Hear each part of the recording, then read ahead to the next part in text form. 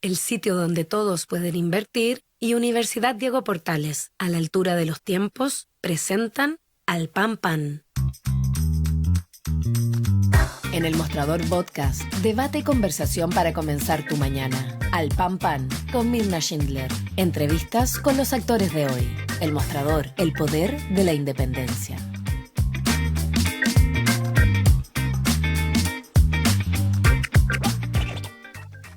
Ustedes, muy buenos días. Iniciamos un nuevo capítulo de Al Pan Pan aquí por el mostrador.cl. El día después del cierre de algunas de las campañas, muy masivo por lo demás, tanto José Antonio Kast en el Movistar Arena como de la candidata Jara en Maipú. Vamos a estar en el siguiente bloque conversando con el doctor en Historia, coordinador programático de la candidatura presidencial de Evelyn Matei, Juan Luis Ossa, para analizar esta última etapa que queda, ¿no?, para las elecciones de este domingo. Pero también vamos a entrar en lo que han sido todos estos días de formalización por el caso de la muñeca bielorrusa que tendría, ¿no es cierto?, como principal objetivo desde el punto de vista de la Fiscalía, lograr la formalización de la ex magistrada de la Corte Suprema, Ángela Vivanco. Vamos a estar conversando en instantes con el abogado Cristian Riego, académico además de la Facultad de Derecho de la Universidad Diego Portales, pero antes saludamos a nuestros auspiciadores. La Universidad Diego Portales está acreditada por 6 años en nivel de excelencia y es una de las mejores universidades del país. Conoce más en admisión.udp.cl, Universidad Diego Portales, a la altura de los tiempos. Y te invitamos a suscribirte a nuestro canal de YouTube, @elmostradorpodcast, con D corta. Ahora sí, paso a saludar, ya les decía, al académico de la Facultad de Derecho de la Universidad Diego Portales, fue uno de los impulsores, además, de la reforma procesal penal, Cristian Riego. Cristian, gracias por estar con nosotros esta mañana. Buenos días, gracias por invitarme. Cristian, a ver, quiero preguntarte lo siguiente. ¿Qué convicción te has formado a propósito del caso? Y te lo pregunto fundamentalmente porque en las jornadas de formalización la jueza ha sido particularmente dura con la Fiscalía en términos para que explique mejor tesis tan importantes como, o situaciones tan importantes como que en la casa de la propia Ángela Vivanco se hizo uno de los recursos que se subieron, ¿no es cierto?, al sistema para el caso, digamos, ese es uno, y el otro respecto de estos supuestos $15.000 que se le habrían pagado justo después de que ella había fallado, ¿no es cierto?, en favor de esta empresa bielorrusa. ¿Crees que la tesis o la posición de la Fiscalía se ha debilitado? Mira, no creo, desgraciadamente, no, tampoco quiero aquí no quiero defender radicalmente a los fiscales que a veces cometen errores, pero se ha vuelto muy de moda que los jueces retan a los fiscales, cuando yo creo que hay que poner también un poquito de ojo en cómo hacen su trabajo los jueces. Esta jueza ya nos tiene en una audiencia larguísima, que no tendría por qué ser tan larga, y por lo tanto ya me empiezan a entrar dudas de su capacidad para gestionar la audiencia de manera adecuada. Eh, y por lo tanto los jueces, claro, la audiencia tienen esta oportunidad, digamos, de hacer estas críticas, no siempre bien fundadas. En este caso, no, no domino el tema, digamos, al que te refieres exactamente, pero le pongo un poco de distancia. Ya tuvimos ¿cierto?, el caso reciente de Sokimich, donde las juezas hicieron una retahíla de crítica a la fiscalía, cuando en realidad los principales problemas que ocurrieron en ese caso tienen que ver con su responsabilidad, con el mal desempeño de los jueces en la audiencia y no tanto de los fiscales, sin perjuicio que los fiscales también hayan podido cometer algunos errores. Ya, eso de todas maneras, entendiendo que en el caso que tú mencionas todavía no conocemos el fallo, lo vamos a conocer recién No en 8 meses más. Por lo tanto, no sabemos muy bien todavía. Yo esto lo he conversado con muchos abogados que me dicen, es que todavía no sabemos el fallo, entonces no conociendo el fallo, quiero decir, es difícil entender ahí en qué se basaron las No, pero juezas para... sabemos algunas cosas que las juezas Claro, dijeron ok. sabemos que las juezas dijeron ciertas cosas en el veredicto, y algunas de las cosas, perdón, que las juezas dijeron en el veredicto Correcto. son absurdas, son ilegales, y dan cuenta y además la duración de la audiencia dan cuenta de un problema de gestión mayúsculo que está bajo su Ya. responsabilidad. Correcto. Volvamos al caso entonces, porque ¿sabes qué te planteo? Yo partí por los puntos complejos, porque cuando se señala que los abogados que representaban a la empresa chileno-bielorrusa redactan el recurso que van a presentar ante la Corte Suprema en la casa de Ángela Vivanco, claro, resulta, digamos, grotesco. Pero resulta que lo que ocurre, dicen los abogados defensores, es que ese día era el cumpleaños de Ángela Vivanco. Entonces la jueza le dice, usted me tiene que determinar, o sea, me tiene que probar que efectivamente lo que usted está diciendo realmente así ocurrió. Por eso te pregunto, ¿crees que se cae de alguna manera ese argumento? En absoluto. O sea, que la jueza haya, digamos, aquí hay dos imágenes posibles, Ya, ¿cierto? Que la jueza estaba con ellos redactando el escrito digamos, y que ellos desde su IP, o sea, desde su Wi-Fi, digamos, con la colaboración de la jueza lo presentaron. Eso es una imagen. A lo mejor eso no es claro, verdad. A lo mejor efectivamente había una fiesta de cumpleaños en la que estaban invitados estos abogados y en medio del baile, ¿cierto? Se retiraron a una pieza, a un salón o en el mismo patio, terminaron de afinar la redacción de un escrito y lo presentaron sin que la jueza estuviera presente. Es un detalle, o sea, claro. en cualquiera de los dos casos, eh, el hecho de que ellos estuvieran allí esa noche eh, da cuenta de un vínculo totalmente inapropiado con una jueza que está conociendo de un caso.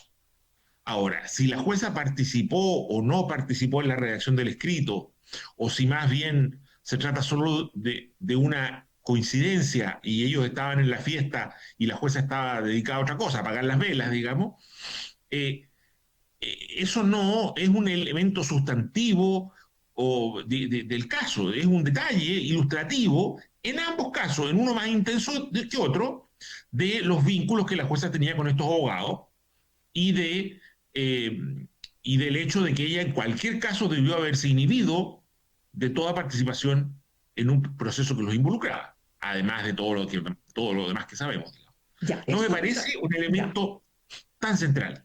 Ya, perfecto. El punto, déjame también entrar en otro de los aspectos que se cuestionó, que dice relación con estos supuestos $15.000 que ella habría ido a cobrar a la oficina de estos abogados justo después de haber fallado a favor de la empresa. Y lo que se ha dicho es que lo que dice el defensor Sergio Contreras es que el Ministerio Público no tiene antecedentes para sostener que se pagaron estas supuestas coimas. A ver, habría que ver qué significa, cuáles son las supuestas coimas. Mm. Si las coimas son esos $15.000 y el cobro de esos $15.000, puede ser que todavía esa prueba no esté acreditada plenamente, ¿cierto? Estamos hablando aquí, este no es un juicio, esta es una formalización. Aquí Ya. lo que la Fiscalía le está diciendo a la jueza que la va a perseguir por estos delitos y que va a exponer las pruebas en un juicio oral, ¿cierto? Ujú. ¿Para qué necesitamos conocer algo de la prueba, pero no completan? Tener algunos antecedentes de que hay un caso serio aquí detrás, para efectos de la discusión de la prisión preventiva, no para otro efecto. Ya. Ahora, para efectos de la prisión preventiva y para efectos de demostrar que hay un caso serio, no para probar el delito, yo creo que esto es parte de los problemas de gestión de la Ujú. audiencia. Esta audiencia se ha transformado en una especie de audiencia de prejuicio, que no tendría por qué serlo, ¿cierto? En esta audiencia no se está discutiendo si la jueza, si están o no todas las pruebas o si la jueza es culpable o no. Aquí solo se está discutiendo, por una parte, comunicando a la jueza y a sus abogados cuáles son los cargos, y en segundo lugar se está tratando de demostrar que hay un caso serio que probablemente va a llegar a juicio para hacer necesaria la existencia de medidas cautelares, o sea, de la prisión preventiva.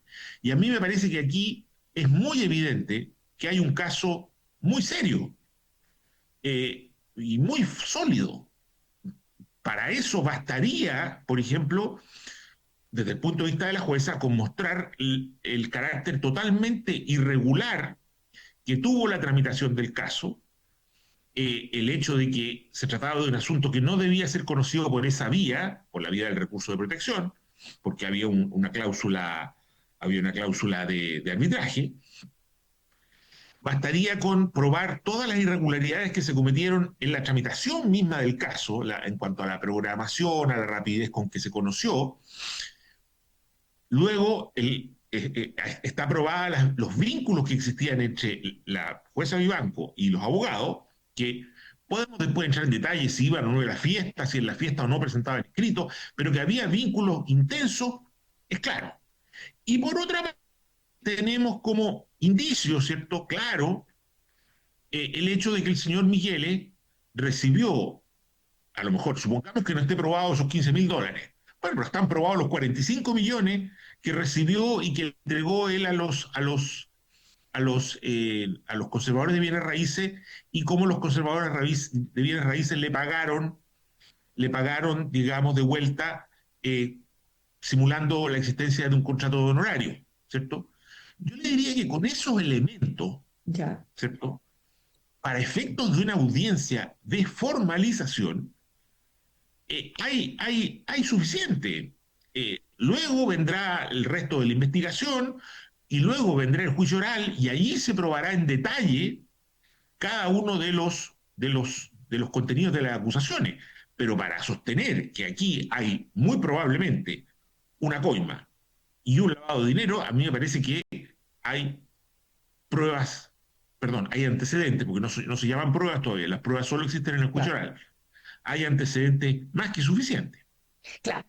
Otro tema que deja también puesta ahí la duda es respecto de cómo votaron los otros magistrados en esta sala, la tercera sala, cuando se presenta uno de los recursos, y es justamente a favor de la empresa bielorrusa y en contra de Codelco. Si recordemos a todos los que nos ven hasta ahora que esto le significa a Codelco 17.000 millones de pesos, desembolsar 17.000 millones de pesos, ¿no es cierto?, hablemoslo así, para el erario nacional. Y por lo tanto, Es un caso que acá, no tenía ninguna posibilidad de terminar con esa solución, digamos, en el formato en que se llevó. Ese caso tenía que haber sido llevado a un juicio arbitral. ya, En el contrato había pactada una cláusula arbitral. es que si te Y pregunto, perdón, déjame interrumpirte en un punto, porque siempre se dice, para explicarlo súper fácil, ¿por qué era irregular el que se presentara un recurso de estas características en una sala como la tercera sala de la Corte Suprema? porque este contrato, que era un contrato de movimiento de tierras muy masivo entre Codelco y una empresa Ya, distinta, una empresa contratista, había una cláusula arbitral. O sea, cualquier conflicto en la interpretación del contrato, en el cumplimiento por cualquiera de las partes, tenía que ser llevada ante un árbitro. Eso dijo la Corte de Copiapó, y la Corte de Copiapó dijo, no, aquí esto no es materia de recurso de protección, llévelo al arbitraje. Se apela a ese recurso de protección y la Corte Suprema lo ve en unas condiciones que son totalmente extrañas, digamos, y además decreta una indemnización. Eso yo personalmente nunca lo he visto. Que en un recurso de protección, que es un recurso breve, que se ve rápidamente, con pocos antecedentes, sin prueba, ¿cierto?, se falle una causa civil en favor de una de las partes y se decreta una indemnización, en este caso, de cerca de 20.000 millones de pesos, ¿cierto? Eso es totalmente irregular.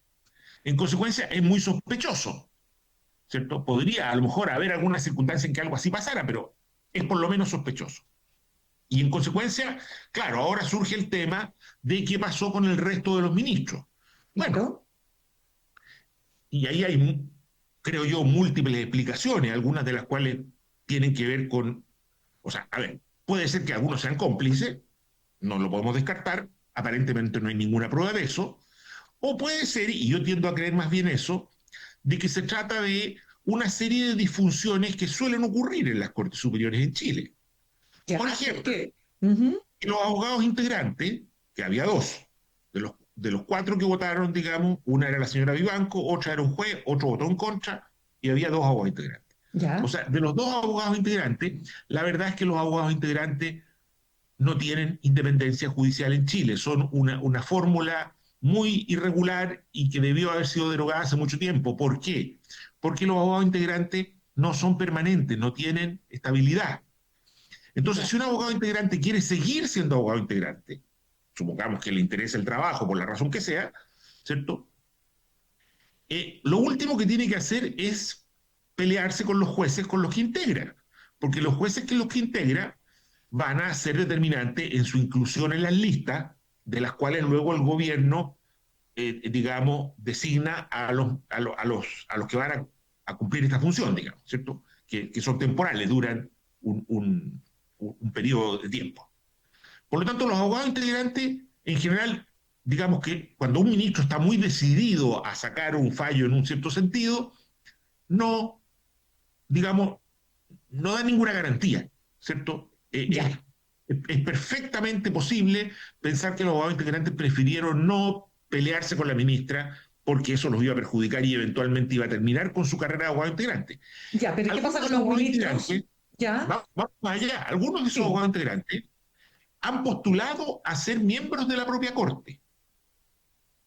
Y es muy común que los miembros que no son de la carrera, ¿cierto?, que integran la Corte, pero vienen de fuera de la carrera judicial, vengan yo diría que casi en el 100% de los casos han sido abogados integrantes.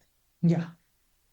Y en esa carrera, si es que el abogado integrante no solo quiere ser abogado integrante, sino que quiere ser ministro de la Corte Suprema, tampoco le conviene pelearse con los otros ministros, porque esos ministros van a ser determinantes en su inclusión en la quina, ¿cierto?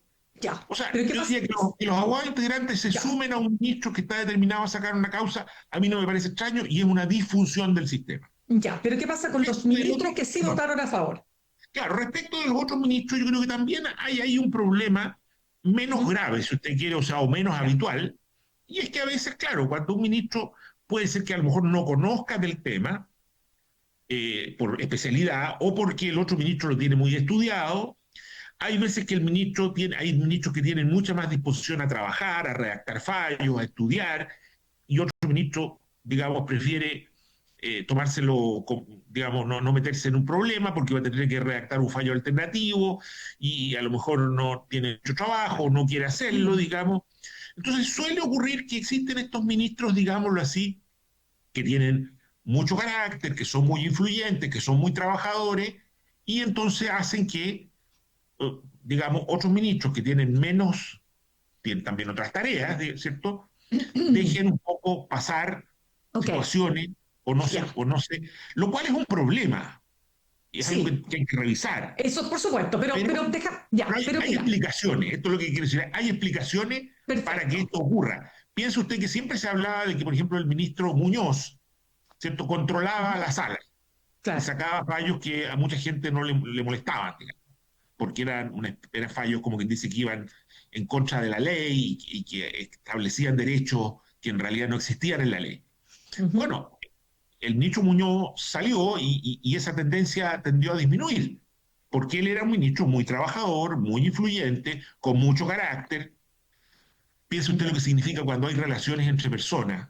Claro. Yo creo que usted y yo tenemos la misma experiencia, ¿cierto? Y uno sabe que hay una persona que es muy determinada en su trabajo. Bueno, uno sabe que si se disputa con ella va a tener un problema permanente, digamos. Claro. Entonces prefiere a veces evitar. Exacto. Claro. Por supuesto, Cristian, pero volvamos al caso. Yo quiero saber lo siguiente. Este caso se ha planteado como uno de los más graves porque permea todo el sistema jurídico, tanto el Poder Judicial, la Academia de Formación de Jueces, las escuelas de Derecho. Lo que quiero saber, ¿cuán difícil va a ser probar, que es lo importante, dirías tú, el cohecho por parte de una magistrada de la Corte Suprema y el soborno por parte de quienes, digamos, trataron de sobornar a una ministra del máximo tribunal del país?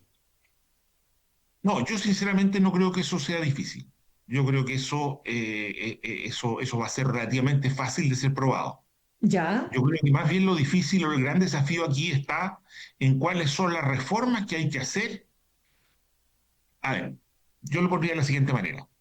Creo que este caso da cuenta de que vicios muy antiguos de nuestro sistema judicial, que tienen que ver con el tráfico de influencia, que tienen que ver con conductas relajadas como las que te he descrito recién, claro, de algunos ministros en algunos tribunales superiores, que tienen que ver con, digamos, problemas de independencia de algunos jueces, que tienen que ver con problemas de la profesión de abogado y su falta de control ético. O sea, problemas permanentes y problemas, digamos, habituales y estructurales de nuestro sistema de Ujú. justicia.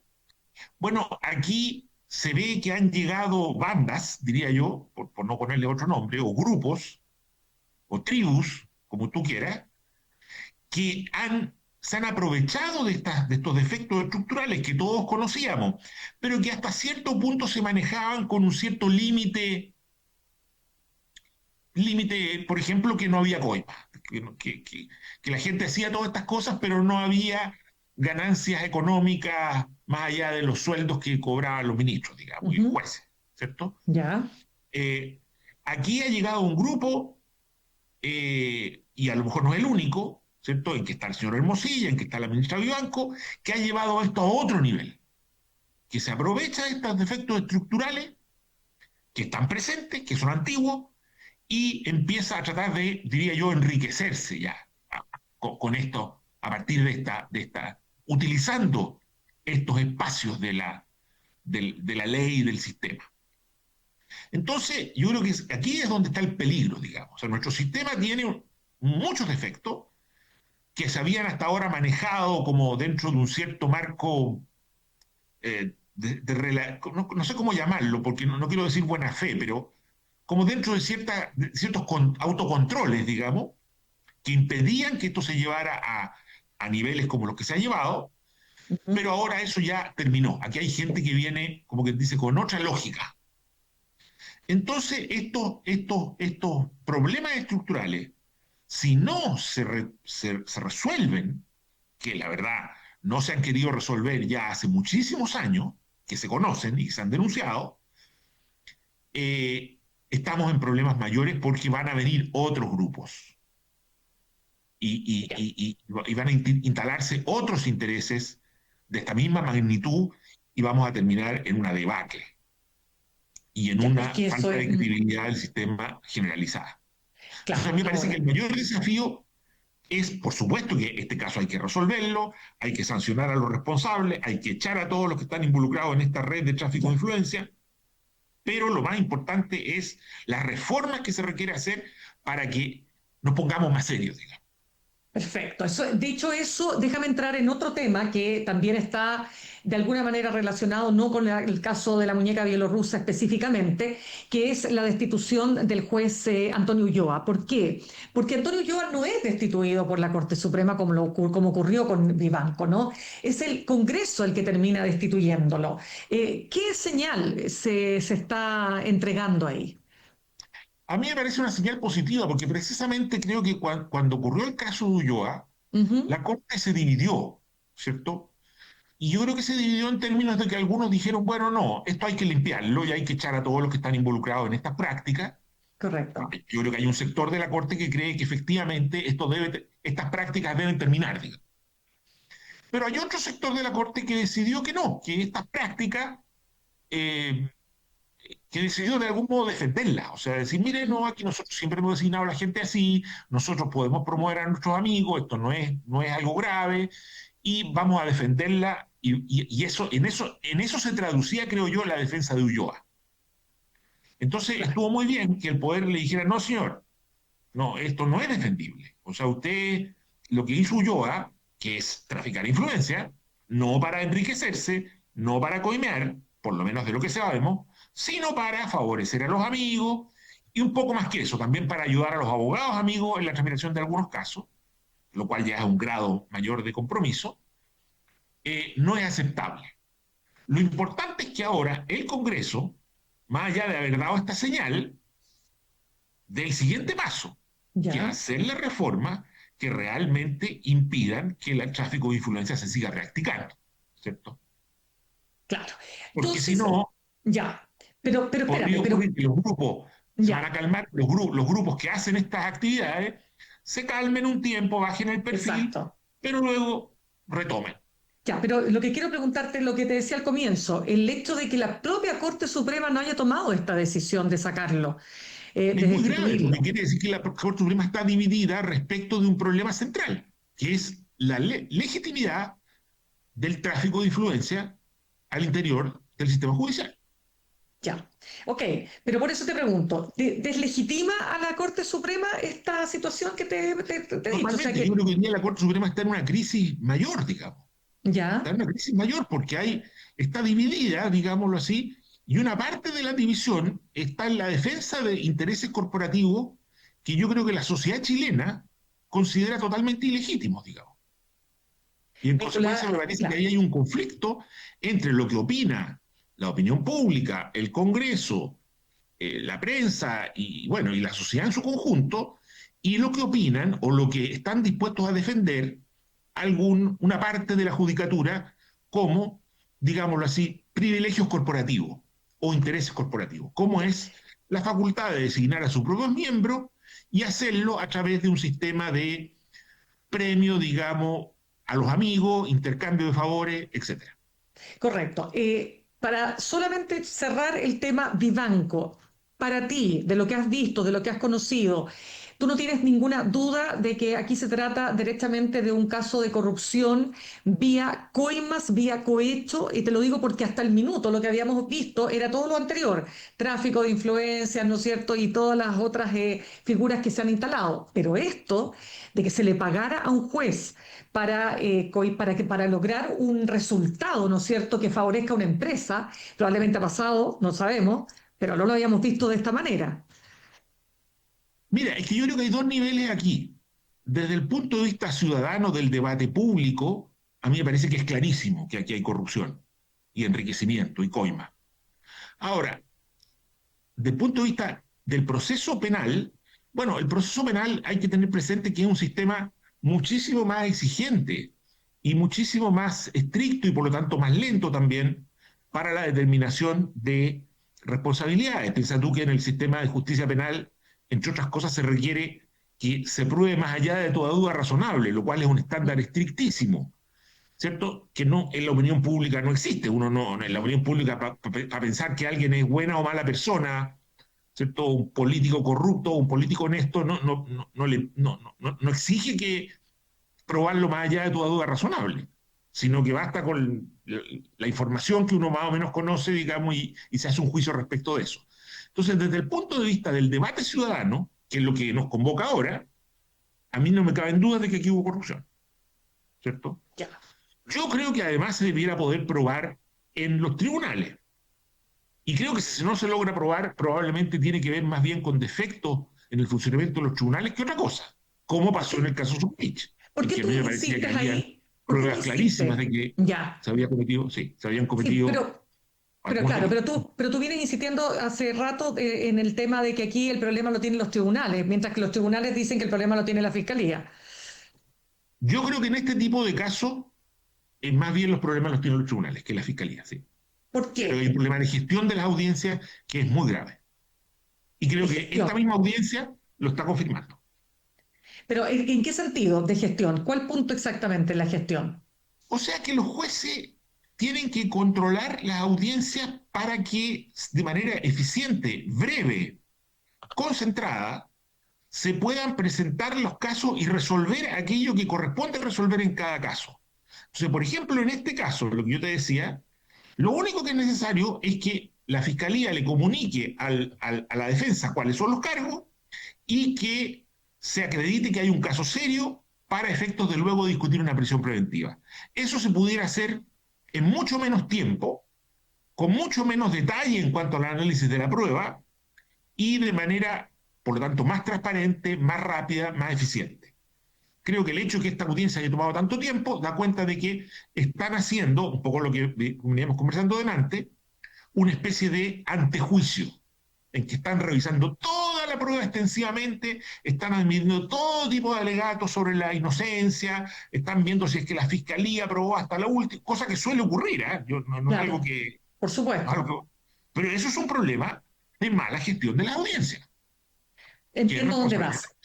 Correcto. Y Cristian, se nos acaba el tiempo muy, muy cortito porque tú posteaste en redes sociales sobre SQM un tuit que decía, las juezas de la mayoría en el caso de SQM mintieron en este veredicto y pusiste un punto que tiene que ver con una carta publicada una carta pública, quiero decir, de Patricio Mason, traductor de Naciones Unidas, que dice que las juezas no tomaron en cuenta el acuerdo entre Contese y la Comisión de Bolsa y Valores de Estados Unidos porque estaba en inglés.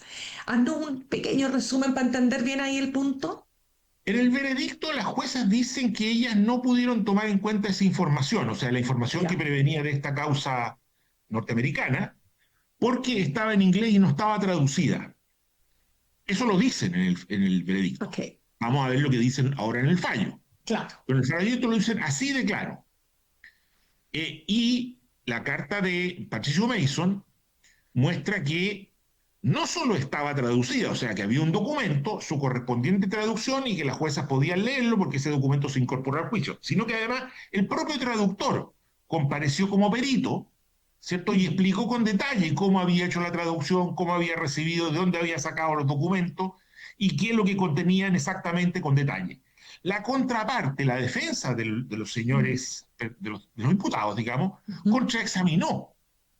Incluso las propias juezas le hicieron preguntas a Mason respecto de cómo de su currículum, de Claro, su pero experiencia. déjame explicarle a nuestros auditores de qué estamos hablando. Estamos hablando de que Patricio Contese, entonces gerente general de SQM, reconoce ante la bolsa, ante la Comisión de la Bolsa de Valores de Estados Unidos, que efectivamente se les había pagado de manera irregular a políticos en Chile, porque esto le estaba afectando los negocios en Estados Unidos. Exactamente.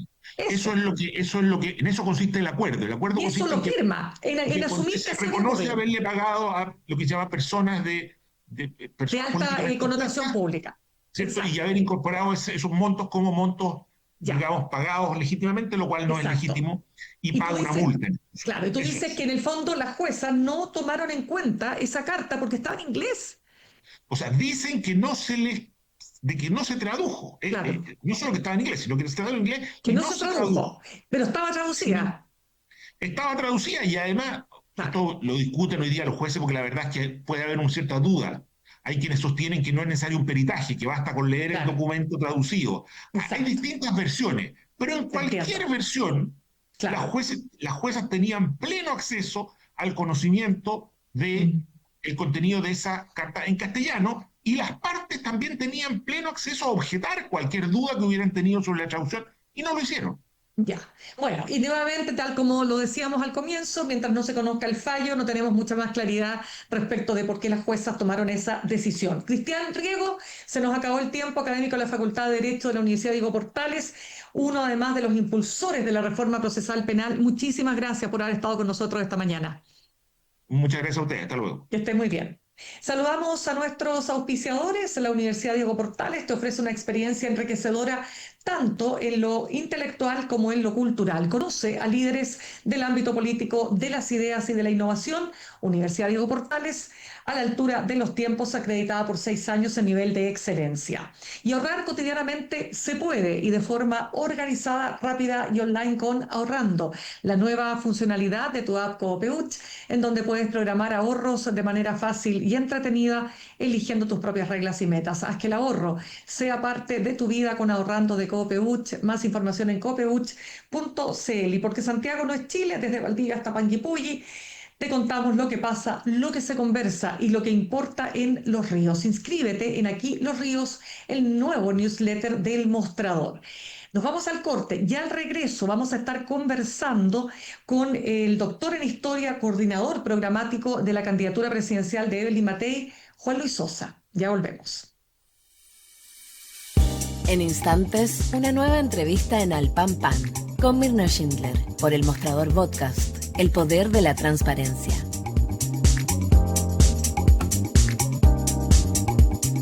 En